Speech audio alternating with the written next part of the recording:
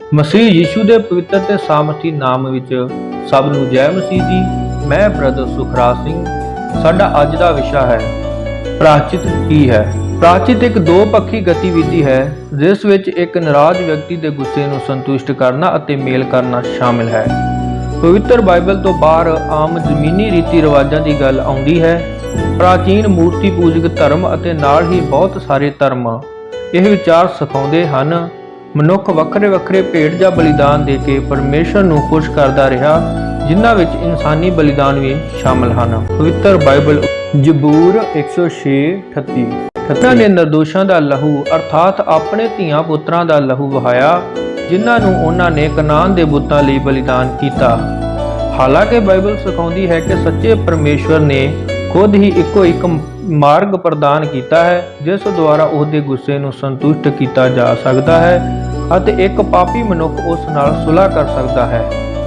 ਨਵੇਂ ਨੇਮ ਵਿੱਚ ਪ੍ਰਾਚਿਤ ਦਾ ਕੰਮ ਹਮੇਸ਼ਾ ਪਰਮੇਸ਼ਰ ਦੀ ਕੀਤੀ ਕਿਰਪਾ ਤੇ ਸੱਚੇ ਪਿਆਰ ਨੂੰ ਦਰਸਾਉਂਦਾ ਹੈ, ਨਾ ਕਿ ਮਨੁੱਖਾਂ ਦੁਆਰਾ ਕੀਤੀ ਗਈ ਕੁਰਬਾਨੀ ਜਾਂ ਭੇਟ। ਇਹ ਇਸ ਲਈ ਹੈ ਕਿਉਂਕਿ ਪਾਪੀ ਮਨੁੱਖ ਨਰਕ ਵਿੱਚ ਸਦੀਵੀ ਜੀਵਨ ਜੀਣ ਤੋਂ ਇਲਾਵਾ ਆਪਣੇ ਆਪ ਲਈ ਪਰਮੇਸ਼ਰ ਦੇ ਨਿਆਂ ਨੂੰ ਸੰਤੁਸ਼ਟ ਕਰਨ ਵਿੱਚ ਪੂਰੀ ਤਰ੍ਹਾਂ ਅਸਮਰੱਥ ਹੈ। ਕੋਈ ਵੀ ਸੇਵਾ ਜਾਂ ਬਲੀਦਾਨ ਜਾਂ ਭੇਟ ਨਹੀਂ ਹੈ ਜੋ ਮਨੁੱਖ ਪਰਮੇਸ਼ਰ ਨੂੰ ਭੇਟ ਕਰ ਸਕਦਾ ਹੈ, ਜੋ ਪਰਮੇਸ਼ਰ ਦੇ ਪਵਿੱਤਰ ਕ੍ਰੋਧ ਨੂੰ ਸੰਤੁਸ਼ਟ ਕਰੇ ਜਾਂ ਉਹਦੀ ਸੰਪੂਰਨ ਧਾਰਮਿਕਤਾ ਨੂੰ ਸੰਤੁਸ਼ਟ ਕਰੇ, ਕਿਉਂਕਿ ਸਭ ਜ਼ਮੀਨੀ ਚੀਜ਼ਾਂ ਪਰਮੇਸ਼ਰ ਦੁਆਰਾ ਹੀ ਬਣੀਆਂ ਹਨ ਅਤੇ ਇਨਸਾਨ ਨੂੰ ਦੇ ਦਿੱਤੀਆਂ ਗਈਆਂ। ਪਵਿੱਤਰ ਬਾਈਬਲ ਉਤਪਤੀ 9:1-2 ਕੋਈ ਇੱਕ ਸੰਤੁਸ਼ਟੀ ਜਾਂ ਪ੍ਰਾਚਿਤ ਜੋ ਪਰਮੇਸ਼ਰ ਨੂੰ ਸਵੀਕਾਰਯੋਗ ਹੋ ਸਕਦਾ ਹੈ ਅਤੇ ਜੋ ਮਨੁੱਖ ਨੂੰ ਉਹਦੇ ਨਾਲ ਮਿਲਾਪ ਵਿੱਚ ਲਿਆ ਸਕਦਾ ਹੈ, ਉਹ ਸਿਰਫ ਪਰਮੇਸ਼ਰ ਦੁਆਰਾ ਬਣਾਇਆ ਜਾ ਸਕਦਾ ਸੀ। ਵਚਨ ਸਾਨੂੰ ਦੱਸਦਾ ਹੈ ਇਬਰਾਨੀਆਂ 2:17 ਇਸ ਕਾਰਨ ਕਰਕੇ ਪਰਮੇਸ਼ਰ ਦਾ ਪੁੱਤਰ ਯਿਸੂ ਮਸੀਹ ਮਨੁੱਖੀ ਸਰੀਰ ਵਿੱਚ ਇਸ ਸੰਸਾਰ ਵਿੱਚ ਸੰਪੂਰਨ ਬਲੀਦਾਨ ਅਤੇ ਪਾਪ ਲਈ ਪ੍ਰਾਚਿਤ ਮਤਲਬ ਲੋਕਾਂ ਦੇ ਪਾਪਾਂ ਦਾ ਪ੍ਰਾਚਿਤ ਹੋਣ ਲਈ ਆਇਆ ਸੀ। ਪ੍ਰਾਚਿਤ ਸ਼ਬਦ ਦੀ ਵਰਤੋਂ ਬਹੁਤ ਸਾਰੀਆਂ ਆਇਤਾਂ ਵਿੱਚ ਇਹ ਸਮਝਣ ਲਈ ਕੀਤੀ ਗਈ ਹੈ ਕਿ ਪ੍ਰਭੂ ਯਿਸੂ ਮਸੀਹ ਨੇ ਸਲੀਬ ਉੱਤੇ ਆਪਣੀ ਮੌਤ ਦੁਆਰਾ ਸਾਡੇ ਲਈ ਕੀ ਕੀਤਾ। ਉਦਾਹਰਣ ਲਈ ਰੋਮੀਆਂ 3:24-25 ਸੋ ਉਹਦੀ ਕਿਰਪਾ ਨਾਲ ਉਸ ਛੁਟਕਾਰੇ ਦੇ ਕਾਰਨ ਜੋ ਮਸੀਹ ਯਿਸੂ ਤੋਂ ਹੁੰਦਾ ਹੈ ਉਹ ਮੁਕਤ ਧਰਮੀ ਗਿਣੇ ਜਾਂਦੇ ਹਨ, ਜਿਸ ਨੂੰ ਪਰਮੇਸ਼ਰ ਨੇ ਉਹਦੇ ਲਹੂ ਉੱਤੇ ਵਿਸ਼ਵਾਸ ਕਰਨ ਨਾਲ ਪ੍ਰਾਚਿਤ ਠਹਿਰਾਇਆ ਤਾਂ ਜੋ ਪਰਮੇਸ਼ਰ ਆਪਣੀ ਧਾਰਮਿਕਤਾ ਨੂੰ ਪ੍ਰਗਟ ਕਰੇ। ਇਸ ਲਈ ਜੋ ਉਹਨੇ ਆਪਣੀ ਸਹਿਨਸ਼ੀਲਤਾ ਨਾਲ ਪਿਛਲੇ ਸਮੇਂ ਵਿੱਚ ਆਪਣੀਆਂ ਪਾਪਾਂ ਤੋਂ ਅੱਖਾਂ ਫੇਰ ਲਈਆਂ। ਪਰਮੇਸ਼ਰ ਨੇ ਵਿਸ਼ਵਾਸ ਕਰਨ ਵਾਲਿਆਂ ਲਈ ਪ੍ਰਭੂ ਯਿਸੂ ਮਸੀਹ ਦੇ ਲਹੂ ਦੁਆਰਾ ਪ੍ਰਾਚਿਤ ਕੀਤਾ ਹੈ। ਇਸ ਤਰ੍ਹਾਂ ਕਰਨ ਨਾਲ ਉਹ ਜੋ ਪਾਪ ਪਹਿਲਾਂ ਕੀਤੇ ਗਏ ਸਨ ਅਤੇ ਜਿਨ੍ਹਾਂ ਨੂੰ ਪਰਮੇਸ਼ਰ ਨੇ ਆਪਣੀ ਸਹਿਨਸ਼ੀਲਤਾ ਦੇ ਕਾਰਨ ਧਿਆਨ ਨਹੀਂ ਦਿੱਤਾ, ਮਤਲਬ ਸਾਡੇ ਸਾਰੇ ਪਾਪ ਉਠਾ ਲੈ ਗਏ ਪ੍ਰਭੂ ਯਿਸੂ ਦੇ ਰਾਹੀਂ ਸਲੀਬ ਉੱਤੇ ਸਰੀਰ ਉੱਤੇ ਸਜ਼ਾ ਦੇ ਰੂਪ ਵਿੱਚ। ਇਹ ਵਚਨ ਰੋਮੀਆਂ ਦੀ ਕਿਤਾਬ ਵਿੱਚ ਪੌਲਸ ਦੀ ਦਲੀਲ ਵਿੱਚ ਇੱਕ ਮਹੱਤਵਪੂਰਨ ਬਿੰਦੂ ਹਨ ਅਤੇ ਅਸਲ ਵਿੱਚ ਸ਼ੁਭ ਸਮਾਚਾਰ ਦੇ ਸੰਦੇਸ਼ ਲਈ ਕੇਂਦਰੀ ਹਨ। ਰੋਮੀਆਂ ਦੇ 3 ਅਧਿਆਵਾਂ ਵਿੱਚ ਪੌਲੁਸ ਨੇ ਦਲੀਲ ਦਿੱਤੀ ਕਿ ਹਰ ਕੋਈ ਯਹੂਦੀ ਅਤੇ ਗੈਰ ਯਹੂਦੀ ਇੱਕੋ ਜਿਹੇ ਪਰਮੇਸ਼ਵਰ ਦੇ ਨਿਆਂ ਅਤੇ ਉਹਦੇ ਕ੍ਰੋਧ ਦੇ ਅਧੀਨ ਹਨ। ਰੋਮੀਓ 1:18 ਜਿਹੜੇ ਮਨੁੱਖ ਸੱਚਾਈ ਨੂੰ ਬੁਰਾਈ ਨਾਲ ਦਬਾਈ ਰੱਖਦੇ ਹਨ, ਉਹਨਾਂ ਦੀ ਸਾਰੀ ਅਭਗਤੀ ਅਤੇ ਕੁਧਰਮ ਉੱਤੇ ਪਰਮੇਸ਼ਵਰ ਦਾ ਕ੍ਰੋਧ ਤਾਂ ਸਵਰਗ ਤੋਂ ਪ੍ਰਗਟ ਹੋਇਆ। ਰੋਮੀਆਂ 3:23 ਕਿਉਂਕਿ ਸਭਨਾਂ ਨੇ ਪਾਪ ਕੀਤਾ ਤੇ ਪਰਮੇਸ਼ਰ ਦੀ ਮਹਿਮਾ ਤੋਂ ਰਹਿਤ ਹਨ, ਪਰ ਪਵਿੱਤਰ ਪਰਮੇਸ਼ਰ ਨੇ ਆਪਣੀ ਬੇਅੰਤ ਕਿਰਪਾ ਤੇ ਦਇਆ ਵਿੱਚ ਇੱਕ ਤਰੀਕਾ ਪ੍ਰਦਾਨ ਕੀਤਾ ਹੈ ਜਿਸ ਨਾਲ ਉਹਦਾ ਗੁੱਸਾ ਸੰਤੁਸ਼ਟ ਹੋ ਸਕਦਾ ਹੈ ਅਤੇ ਅਸੀਂ ਉਹਦੇ ਨਾਲ ਮੇਲ ਕਰ ਸਕਦੇ ਹਾਂ।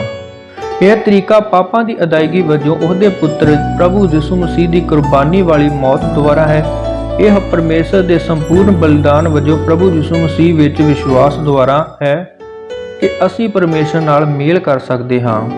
ਇਹ ਸਿਰਫ ਸਲੀਬ ਉੱਤੇ ਉਹਦੀ ਮੌਤ ਅਤੇ ਤੀਜੇ ਦਿਨ ਉਹਦੇ ਜੀ ਉੱਠਣ ਦੇ ਕਾਰਨ ਹੈ ਕਿ ਇੱਕ ਪਾਪੀ ਜੋ ਨਰਕ ਵਿੱਚ ਹੋਣ ਦਾ ਹੱਕਦਾਰ ਹੈ ਪਵਿੱਤਰ ਪਰਮੇਸ਼ਰ ਨਾਲ ਮੇਲ ਕਰ ਸਕਦਾ ਹੈ। ਖੁਸ਼ਖਬਰੀ ਦੀ ਅਦਭੁਤ ਸੱਚਾਈ ਇਹ ਹੈ ਕਿ ਮਸੀਹੀ ਕਲੀਸਿਆ ਪਰਮੇਸ਼ਰ ਦੇ ਕ੍ਰੋਧ ਤੋਂ ਬਚੇ ਹੋਏ ਹਨ। ਪ੍ਰੇਰਿਤ ਯੋਹੰਨਾ ਲਿਖਦੇ 1 ਯੋਹੰਨਾ 4:10 ਪਿਆਰ ਇਸ ਗੱਲ ਵਿੱਚ ਹੈ ਨਾ ਕਿ ਅਸੀਂ ਪਰਮੇਸ਼ਰ ਨਾਲ ਪਿਆਰ ਕੀਤਾ, ਸਗੋਂ ਇਹ ਕਿ ਉਸ ਨੇ ਸਾਨੂੰ ਪਿਆਰ ਕੀਤਾ ਅਤੇ ਆਪਣੇ ਪੁੱਤਰ ਨੂੰ ਭੇਜਿਆ ਤਾਂ ਕਿ ਉਹ ਸਾਡੇ ਪਾਪਾਂ ਦਾ ਪ੍ਰਾਇਚਿਤ ਹੋਵੇ। ਯਹੋਨਾ 14:6 ਯੀਸ਼ੂ ਨੇ ਆਖਿਆ, ਮੈਂ ਰਾਹ, ਮੈਂ ਸੱਚਾਈ ਅਤੇ ਜੀਵਨ ਹਾਂ। ਮੇਰੇ ਕੋਲ ਆਉਣ ਤੋਂ ਬਿਨਾਂ ਕੋਈ ਪਿਤਾ ਕੋਲ ਨਹੀਂ ਆ ਸਕਦਾ। ਪਾਪੀ ਮਨੁੱਖ ਦੇ ਵਿਰੁੱਧ ਪਰਮੇਸ਼ਰ ਦੇ ਗੁੱਸੇ ਨੂੰ ਸ਼ਾਂਤ ਕਰਨ ਦਾ ਅਤੇ ਸਾਡੇ ਲਈ ਪਰਮੇਸ਼ਰ ਨਾਲ ਸੁਲ੍ਹਾ ਕਰਨ ਦਾ ਇੱਕੋ ਇੱਕ ਤਰੀਕਾ ਪ੍ਰਭੂ ਯਿਸੂ ਮਸੀਹ ਦੁਆਰਾ ਅਤੇ ਹੋਰ ਕੋਈ ਤਰੀਕਾ ਨਹੀਂ ਹੈ। ਇਹ ਸੱਚਾਈ 1 ਯਹੋਨਾ 2:2 ਵਿੱਚ ਦੱਸੀ ਗਈ ਹੈ ਅਤੇ ਉਹ ਸਾਡੇ ਪਾਪਾਂ ਦਾ ਪ੍ਰਾਇਚਿਤ ਹੈ ਅਤੇ ਨਾ ਸਿਰਫ ਸਾਡੇ ਸਗੋਂ ਸਾਰੇ ਸੰਸਾਰ ਦੇ ਪਾਪਾਂ ਲਈ ਵੀ। ਪ੍ਰਭੂ ਯਿਸੂ ਮਸੀਹ ਹੀ ਸਾਡੇ ਪਾਪਾਂ ਤੋਂ ਮੁਕਤੀ ਲਈ ਇੱਕੋ ਇੱਕ ਰਾਹ, ਸੱਚਾਈ ਅਤੇ ਜੀਵਨ ਹੈ। ਮਸੀਹ ਦੇ ਬਚਾਉਣ ਦੇ ਕੰਮ ਵਿੱਚ ਇੱਕ ਮਹੱਤਵਪੂਰਨ ਹਿੱਸਾ ਪਰਮੇਸ਼ਰ ਦੇ ਕਰੋਧ ਤੋਂ ਛੁਟਕਾਰਾ ਹੈ। ਸਲੀਬ ਤੇ ਯਿਸੂ ਦਾ ਪ੍ਰਾਇਚਿਤ ਹੀ ਉਹੀ ਮਾਰਗ ਹੈ ਜੋ ਪਾਪ ਲਈ ਪਰਮੇਸ਼ਰ ਦੀ ਦਿੱਤੀ ਸਜ਼ਾ ਨੂੰ ਦੂਰ ਕਰ ਸਕਦਾ ਹੈ। ਜਿਹੜੇ ਲੋਕ ਮਸੀਹ ਨੂੰ ਆਪਣੇ ਮੁਕਤੀਦਾਤਾ ਵਜੋਂ ਰੱਦ ਕਰਦੇ ਹਨ ਅਤੇ ਉਸ ਵਿੱਚ ਵਿਸ਼ਵਾਸ ਕਰਨ ਤੋਂ ਇਨਕਾਰ ਕਰਦੇ ਹਨ, ਉਹਨਾਂ ਨੂੰ ਮੁਕਤੀ ਦੀ ਕੋਈ ਉਮੀਦ ਨਹੀਂ ਹੈ। ਉਹ ਸਿਰਫ ਪਰਮੇਸ਼ਰ ਦੇ ਕਰੋਧ ਦਾ ਸਾਹਮਣਾ ਕਰਨ ਲਈ ਅੱਗੇ ਵਧ ਰਹੇ ਹਨ, ਜਿਸ ਨੂੰ ਉਹਨਾਂ ਨੇ ਨਿਆਂ ਦੇ ਦਿਨ ਲਈ ਇਕੱਠਾ ਕੀਤਾ ਹੈ। ਰੋਮੀਆਂ 2:5 ਸਗੋਂ ਆਪਣੀ ਕਠੋਰਤਾਈ ਅਤੇ ਪਛਤਾਵੇ ਤੋਂ ਰਹਿਤ ਮਨ ਦੇ ਅਨੁਸਾਰ ਉਸ ਦਿਨ ਵਿੱਚ ਜਦੋਂ ਪਰਮੇਸ਼ਰ ਦਾ ਕਰੋਧ ਅਤੇ ਸੱਚਾ ਨਿਆਂ ਪ੍ਰਗਟ ਹੋਵੇਗਾ, ਤੂੰ ਆਪਣੇ ਆਪ ਲਈ ਕਰੋਧ ਕਮਾ ਰਿਹਾ ਹੈ। ਉਹਨਾਂ ਦੇ ਪਾਪਾਂ ਲਈ ਹੋਰ ਕੋਈ ਪ੍ਰਾਇਚਿਤ ਜਾਂ ਬਲਿਦਾਨ ਨਹੀਂ ਕੀਤਾ ਜਾ ਸਕਦਾ ਹੈ। ਸੰਤ ਪੌਲੁਸ ਰੋਮੀਆਂ 5:9 ਵਿੱਚ ਲਿਖਦੇ, ਸੋ ਜਦੋਂ ਅਸੀਂ ਹੁਣ ਉਹਦੇ ਲਹੂ ਦੇ ਵਸੀਲੇ ਨਾਲ ਧਰਮੀ ਠਹਿਰਾਏ ਗਏ ਤਾਂ ਇਸ ਨਾਲੋਂ ਬਹੁਤ ਵੱਧ ਕੇ ਕਿ ਅਸੀਂ ਉਹਦੇ ਰਾਹੀਂ ਉਸ ਕਰੋਧ ਤੋਂ ਬਚਾਏ ਜਾਵਾਂਗੇ। ਪੌਲੁਸ ਸਿੱਧੇ ਤਰੀਕੇ ਨਾਲ ਗੱਲ ਕਰਦੇ ਆਖਦੇ ਨੇ, ਸਿਰਫ ਪ੍ਰਭੂ ਯਿਸੂ ਮਸੀਹ ਦਾ ਮਾਸੂਮ, ਨਿਰਦੋਸ਼ ਅਤੇ ਪਵਿੱਤਰ ਲਹੂ ਹੀ ਆ ਜੋ ਸਾਨੂੰ ਪਾਪਾਂ ਤੋਂ ਬਚਾ ਕੇ ਧਰਮੀ ਬਣਾਉਂਦਾ ਤੇ ਪਰਮੇਸ਼ਰ ਦੇ ਕਰੋਧ ਤੋਂ ਬਚਾਉਂਦਾ ਹੈ।